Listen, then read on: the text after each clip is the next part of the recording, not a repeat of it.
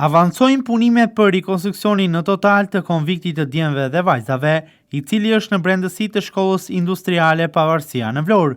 Si shihet edhe nga pamjet, si rrjedhoi e punimeve të cilat kanë nisur në fundin e muajit nëntor, ka mbaruar tashmë rihabilitimi i të gjithë fasadës së jashtme të godinës.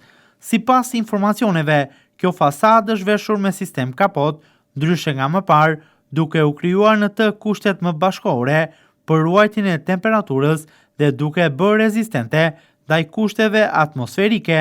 Godina nga jashtë ka marrë formën finale me disa element minimal që duhen plotësuar në vijim. Faza e fundit e fasadës së jashtme sigurisht që do të jetë edhe lyerja. Ndërkohë, firma e cila po zbaton këtë projekt po punon tashmë edhe në ambientet e brendshme të godinës. Siç duket, në brendësi po punohet tashmë për ndarjen e disa hapësirave brenda godinës, të cilat do të pësojnë ndryshime. Janë ndryshime këto të pakta që do të kenë ambientet e brendshme në strukturën e tyre. Njëkohësisht, po punohet edhe për ambientet e tjera për t'i rihabilituar ato në total, duke krijuar kushtet më optimale në brendësi. Në katin e parë të konviktit të djemve dhe vajzave janë vendosur edhe dritaret me dopjo xham për të qenë rezistente ndaj kushteve atmosferike. Dyert dhe dritaret në brendësi të gjithë godinës do të jenë të tilla, teksa sipas informacioneve, çdo dhomë do të jetë e pajisur edhe me sistem kondicionimi.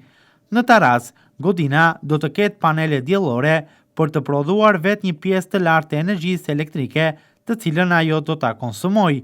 Gjithashtu, do të ketë në brendësi sistem të ri elektrik të furnizimit me ujë të pishëm dhe ndriçim. Ky projekt ka vlerën totale të 94.800.000 lekëve të reja.